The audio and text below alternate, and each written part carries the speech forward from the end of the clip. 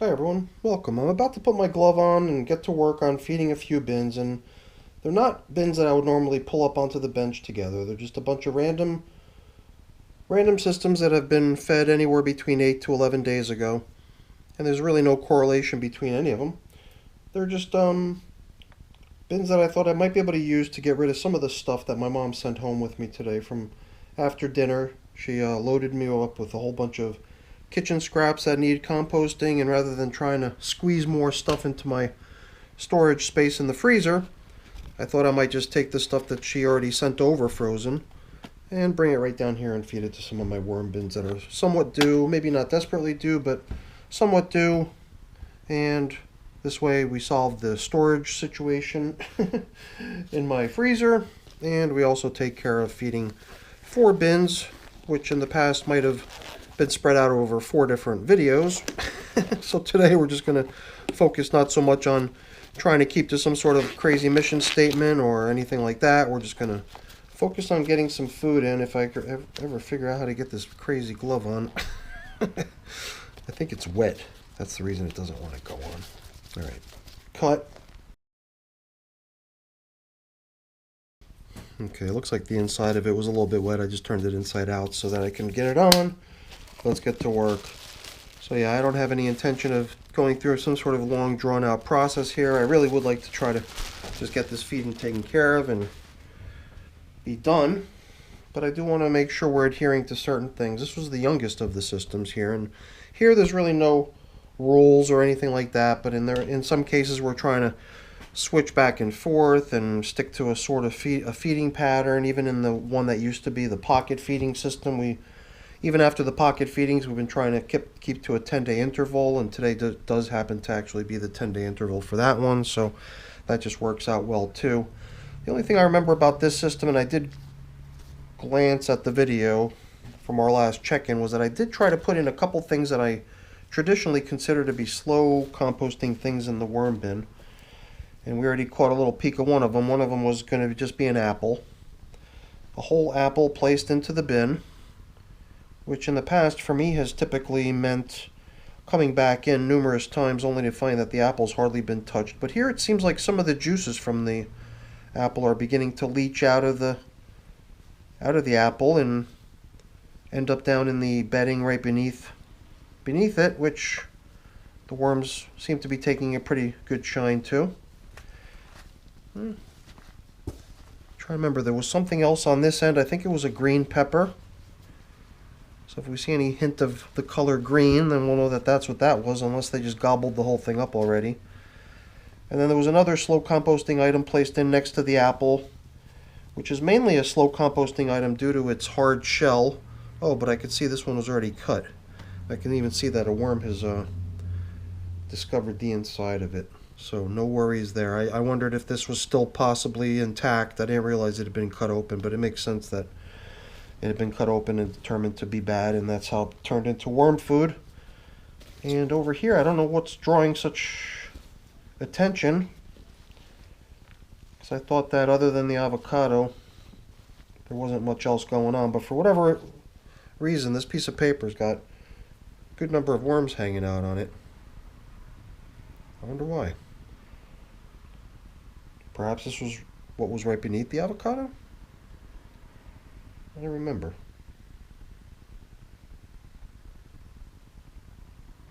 Well, whatever it was, the worms certainly seem to be enjoying it. Yep. And all they're doing is really just trying to get away from the bright lights at this point. So let's give them a break and leave them be.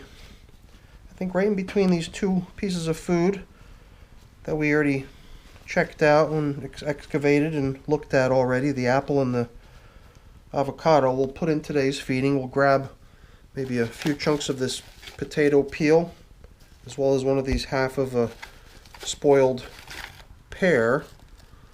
And there's also apparently some apple peel in here too. That seems like a pretty good split, because I have 2 other systems that I want to put the rest of this stuff into, so I want to make sure it's evenly distributed. And then in the last system, which is the oldest system on that list, I'm really going to be applying only worm chow there. So what I've got here is really meant for 3 systems. And, well, I think this seems like a pretty good distribution. If we give them pretty much all the potato as well as maybe 2/2 of a pear, then we've got maybe a pear and a quarter for the other two systems. We'll just have to crack one of these pear halves in half so that it can be split evenly. So this is a pretty active bin, it seems. Seems to be doing quite nicely. A little bit surprising to see how far that apple had come along, because I wasn't expecting much. Oh yeah, there was this other avocado pit thrown in here as well as that whole avocado, so we'll throw that back right in there alongside the avocado too. Quick peek on the sides. It does seem like the feeding area is where all the worms are hanging out, because out on that side I didn't see much. Not much there either. Obviously I'm seeing worms, but not in mobs like we saw before. So I like how everything looks in here. Let's bring back all this stuff that had been draped over the top, because I'm not really looking to replace anything here. We're going to just use this stuff to the best of our ability to create a replacement top covering out here, and then the plastic will go back over everything. This is one of my newer systems, and with this much bedding I typically expect that the system's going to have a little bit of trouble hanging on to its moisture, so I try to help with plastic coverings. But as soon as I start to get the sense that the system on its own can handle the retention of its moisture content, then I usually try to do away with the plastic. It's really just sort of the training wheel phase of all my new systems, where I try to make sure I don't lose any important moisture in the beginning. So 1 out of 4 done. Let's move on to the next one. Okay, now while the bin that we just fed was only 41 days of age, this one's 3 times that age at 129, almost 130 days of age, so over 3 times the age of the one we just checked on. So here you don't even see any coverings. We just decided to go with a whole bunch of leaves with which to cover up here, and we opted for no coverings. It probably means that we had a pretty damp bin, and we thought that adding a lot of dry bedding and allowing it to air dry might be the best solution. So that's where we're at in this one, although I don't really remember many of the details. My notes do say that this is the system though where we've been doing our twine / cotton bedding test. And there's definitely a lot of moisture down there. But what I don't like is the way I'm kind of disrupting this top surface and all of this very fine mold that's growing everywhere. It's also getting airborne, and I don't want to be breathing that stuff in. I'm also seeing a few little flying insects. Certainly not many, but considering the dampness of the material down below, I see one over here, I saw one over here. Sometimes they're much easier to see on the video after the fact, but I see enough of them to warrant the use of a little bit of my BTI solution. So before I disrupt the material that made up the top surface, I want to spray it down with this stuff. And I guess this can also kind of keep the dust down too if I dampen this stuff right off the bat. I don't have to worry about allowing it to get airborne. Oops, this poor little spider. I always feel bad for, disrupting these poor spiders that are really attempting to do the same thing, which is deal with the insects in these bins and do away with them. And hopefully in time I'll just be able to do away with them all using this BTI Mosquito Dunks solution. So the only thing we've been doing here is flip-flopping from side to side. So the last side that got fed would probably have some sort of a coffee filter indicating to us which side we fed on. But it looks like we did not plan accordingly to put a marker down. Oh no, I took it off. It's over there. Where did I take it off of? If I remember correctly, it was the twine side that needed to get fed, because we had skipped over the twine, and the last time we came in here it was finally time to get back to feeding the twine after it got skipped over. So I figured we'd check the twine side's progress before we make our way over to the other side and feed on the cotton side, which I believe is the side that's due now. I could see a lot of dry leaves I must have used as bedding, and a lot of them still even seem dry, even though they were at the very bottom of the bin. So I see no harm in blending the stuff in a bit with some of the surrounding damp materials. And here I could see some of the leftover foods. This looks to me, I think we might have thrown a whole tomato in here, and it was a big one at that. And since it was frozen, there was no way to make it smaller or anything like that, so it did go in whole. So I think that's what we're seeing here is pretty much what remains of a very, very large tomato, which made up the most recent feeding on the twine side. Whether we're going to see any twine is probably unlikely, I don't know. This also looks like maybe some sort of maybe it's just some green paper. Yeah, it's really just paper. I thought it was some sort of vegetable matter. So, yeah, let's get this feeding back where it belongs. Good to see we've got a good number of worms hanging out over there where we last fed, but now we're going to go ahead and drop food on the opposite side too, so once that tomato's gone, they know where to go next. Alrighty. Now the cotton side is much more intact as far as those test bedding objects. We got towel and sock bits down here.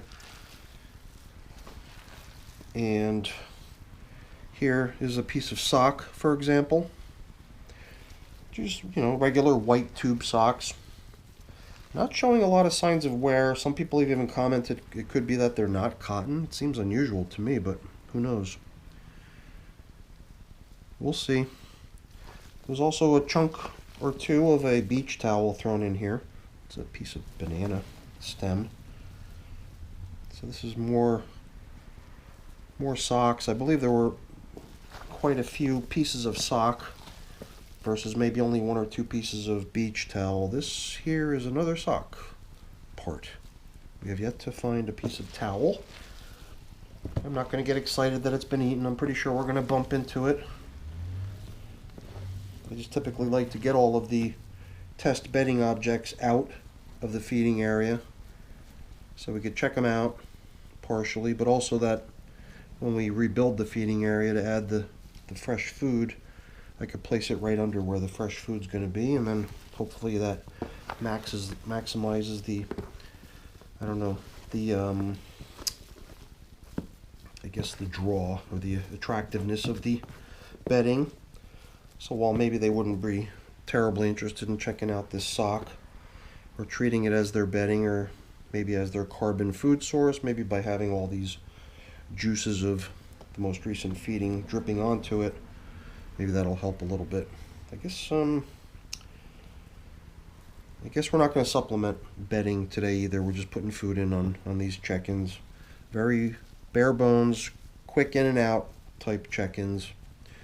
And I'm thinking as long as we got a lot of stuff kind of exposed and soon to be turned over and closed up, maybe we can continue to douse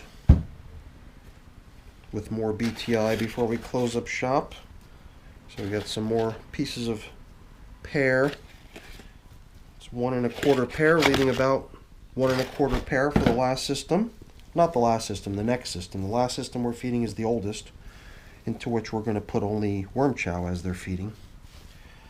So while we had a really cool, natural looking leaf covered top surface here when we checked in, now we're kind of back to a more mixed sort of covering here, which is a lot of other stuff too, but that's fine.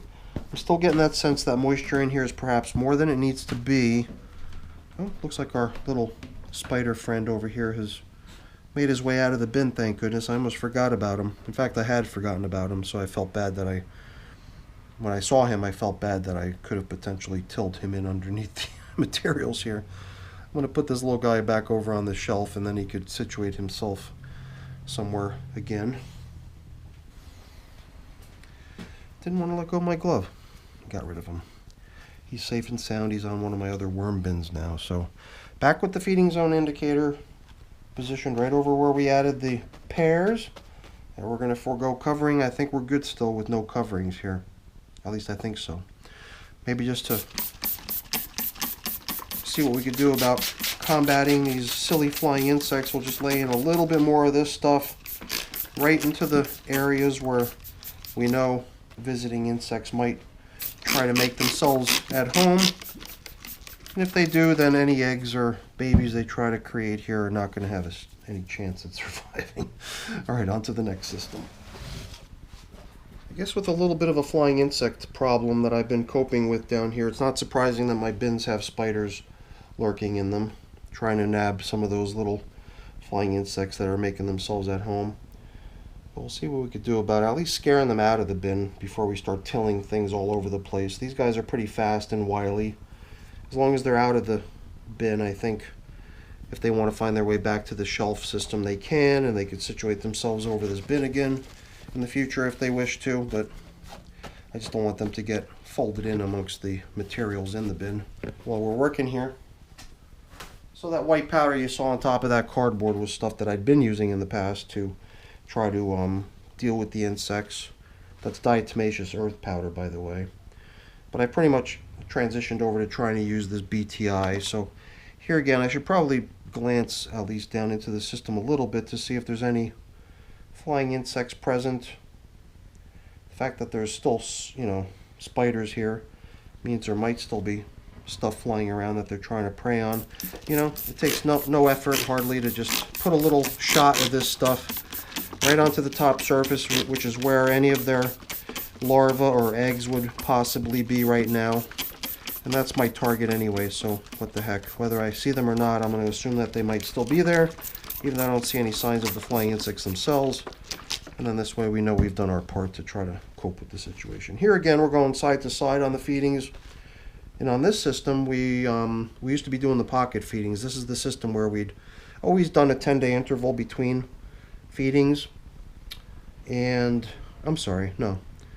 That one was fed with, that's the one that we're going to feed with the worm chow only. This is the system that we refer to as the ping-pong feeding pattern bin. Similar to the twine, where we're just going back and forth, putting food into the different sides each time. Here there's nothing special about the bedding used, so it's just whatever, doesn't matter. The whole thing about the ping pong is that all we're doing is alternating the feeding location from side to side each time. And that's the whole novelty of this one. It does seem to me like this last fed side is quite heavily populated. I could see one of these test objects that we put into the system quite some time ago is a pumpkin stem. It really seems to suddenly be showing a lot of wear. I don't know why, but it just seems like it's missing, I don't know, volume. And I gotta tell you, the material down in this feeding area is gorgeous. Gorgeous, flaky, beautiful castings, and I don't really even see any signs of whatever it is that we fed in here last time.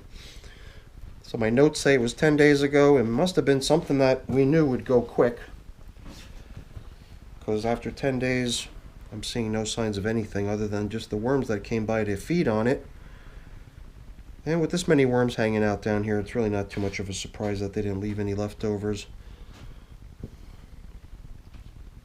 Still just trying to see if I could spot something that I recognize, but I don't see anything. Maybe this is like the stem of a banana, but this goes way back. You can tell just by its wear. And some bedding in there, but I guess we can close this thing back down. We'll keep the pumpkin stem with the most current feeding. How does that sound? I don't know why I thought that this might have been the system too, where the, how do you like that? It's as if the cork read my mind and it gravitated right into my hand.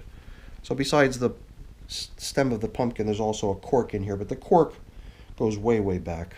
The cork was started years ago, and it's made its way from system to system to system all over the place, and now it just happens to be here. Here's another stem. So we've got, yeah, there were different stems in here. Banana stems, pumpkin stem. These are the stems of some grapes.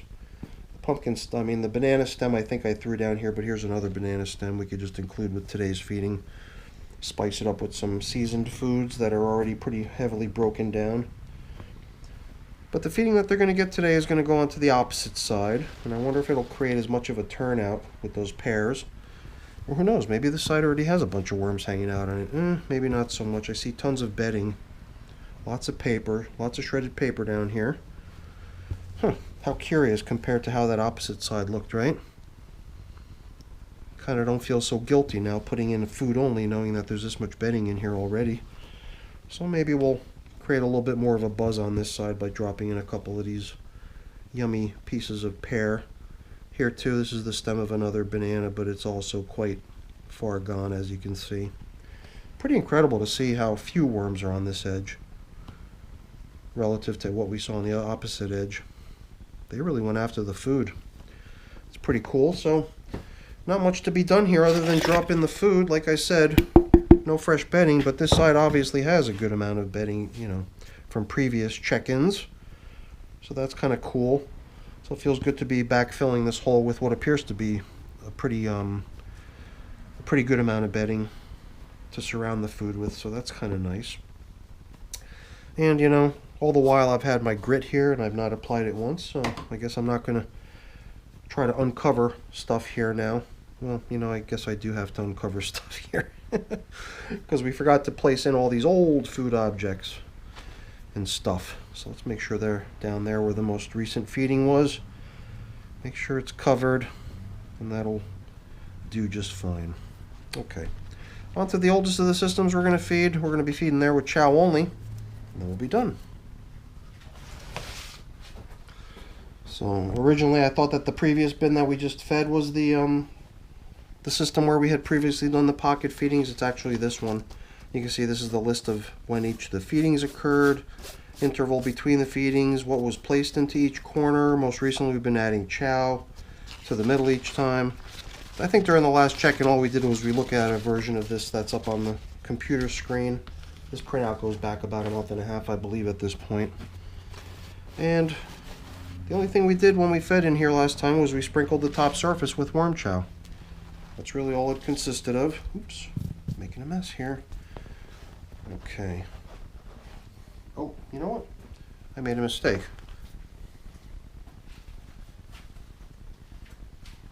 The other system has a very similar top to this one. For whatever reason, I thought it wasn't covered. So let's get this back onto the other one that we just finished with, and I'll be right back. Alrighty. Well, this to me looks like signs of nibbling, right? All of this cardboard is scarred, even shows signs of wear with a little hole right there in the middle. But it seems like they worked their way through the design, the pattern on the cardboard, and now they've exposed the cardboard on good bits of it. So it does seem like they're eventually going to be able to nibble their way through this stuff, but it's a lot slower going than I expected it to be. Alright, let's not put this too far because I'll forget that we're covering up again with this thing. And we'll keep that little diagram handy too, because that's kind of a cool thing to have on top. So yeah, this is the system where we just kept going from corner to corner to corner, always changing which corner we were feeding in each feeding. And then, you know, after we made our way around the bin a few times feeding in that way, we decided we're going to start winding down by just feeding in the middle. On a couple occasions we've actually searched the bin into some of the areas where we know there's still some leftovers, and I'm almost certain that one of the corners I can guarantee that there's leftovers of. It's the corner here where we had fed pumpkin long ago, but there too there was a pumpkin stem, so I know exactly where to reach for it because we've been in here to check it out numerous times. But here's the pumpkin stem that's associated to this bin. It's a somewhat larger stem, that's for sure, so it's, I think by its nature, gonna, you know, take longer to break down than the other one that we saw. And yeah, it's gradually making progress, but I just prefer not to help it along. I'd rather see what the worms can accomplish with it. So the material is almost all castings. I mean, here and there I could see a little scrap of bedding, maybe a little bit of leftover food scrap or something. But I mean, considering that this is still being treated at the age of 205 days of age as a still an actively composting system, even though I'm only feeding worm chow at this point. I'm still treating this as an active system with active feedings of worm chow going on, and I think that the main reason I'm going with the worm chow is because I could use the worm chow to kind of focus the activity of the worms to try to get them to do my bidding. And some of this material, I'm wondering if we would be better off maybe leaving this system a bit undried. Some of it, I mean uncovered to let it dry, because some of it just seems a little bit too, I don't know, maybe if we were to actually till some of the more dry stuff that's out on the surface with some of the lower stuff, but like this clump here, for example, you know, I don't like the look of that. I'd really like to see something like this dry a bit, and I don't think we saw that in any of the other systems. Here we might be dealing with perhaps a bit too much moisture going on. And while the stuff on the very top surface is super crumbly and fine, it's those big chunks that I'm unearthing from down below that concern me a little bit. So I'm thinking if we could at least till through the whole system to try to take anything that's like that and at least break it up a bit, maybe even bring it to the surface versus leaving it at the bottom. That would be time well spent in here, I believe. It would probably help a lot. But we'll be sure to restore the pumpkin stem to where it was so I know where to find it. But then if we really do a good thorough till through here, which I think we probably should, we are going to displace all the things that would have been in their respective corners based on that diagram. But at this point I'm not so worried about checking in on how far along some 150-day-old avocado bits are. I'm really more interested in seeing the bin as a whole get closer to the point where we might be able to think about harvesting, or getting to the point where we're comfortable making it its last feeding and start steering it towards harvest. But as long as I still find all kinds of bits of residual food chunks, good amounts of bedding here and there, even though there's lots of casting, there's also good bits of this and that mixed in too. Not to mention time probably needed just to allow for a little bit more drying to occur down here. I see no harm in coming back in here a few times more and just giving them some chow. Make sure they've got a little something to nibble on while we wait for things to really break down as thoroughly as we like. And man, oh man, is this stuff nice. I do kind of feel like I'm spending more time in this one than I should be, but it does feel like breaking these large chunks I'm finding down low, at least into smaller pieces, but ideally also surfacing the material closer to the top where it can maybe lose some of its moisture, I think is going to end up being beneficial to the system's well-being in general. So now we did actually create a little bit of a pile here, and I didn't really go out of my way to preserve it as a distinct pile of leftover bits of bedding and stuff. I probably should have, because that was my aim, was to try to focus the worm traffic to all those little leftover bits of scraps of bedding and stuff like that, and try to get worms to break it all down by putting the worm chow right onto it. And I think we've still got a good bit of it here that we can maybe still pull that off, but I am trying to see what I could do about getting some of these larger muddy clumps loosened up a little bit so they can dry. And once the whole system flows the way the stuff out here on the surface does, we'll have ourselves a really beautiful batch of castings here, that's for sure. Really nice batch of castings here. Alright, I think we've done a good job here. I'm really questioning whether I want to put that cardboard back though at the end. Maybe here it would make sense just to leave it uncovered. Maybe just take that diagram, that little piece of 8.5 by 11 paper with the corners diagram on it, and just use that as a little bit of a covering and leave the rest to air dry. Yeah, I think that's going to work well in this system. So let's, just for good measure, since we're leaving so much of the surface exposed, and since we did bring up a good bit of fairly damp material, if flying insects decide to come over and check this stuff out, well, they can try, but they're not going to succeed, not with this stuff in here. And in can come my famous worm chow. So here I've got a good amount of that collected stuff that we tried to rake into the middle earlier. That's the stuff I was thinking of treating with some of this worm chow. We'll spread it out a little bit, then onto that we'll apply the worm chow, and then maybe the increased worm traffic resulting from them coming for the worm chow will also result in some of the scraps of bedding and whatnot that we see out here getting consumed too. Alright, well, I'll be honest, I really didn't think I was going to spend quite this much time doing this. I thought I would be able to kind of discipline myself a little bit more and just kind of be in and out, drop in the food and be on my way. But some of these systems we are trying to follow certain patterns and intervals, and obviously if we're finding systems that would benefit from some tilling up because maybe we see some excess moisture, then I think it's time well spent, even though it took longer than expected. But we're done, so hopefully you enjoyed the video. If you did, as always, please don't forget to leave me a quick thumbs up before you go. That's always very much appreciated. And if you haven't done so already, please also consider subscribing to the channel. All right, everyone. Thanks for watching. Have a great day. Bye-bye.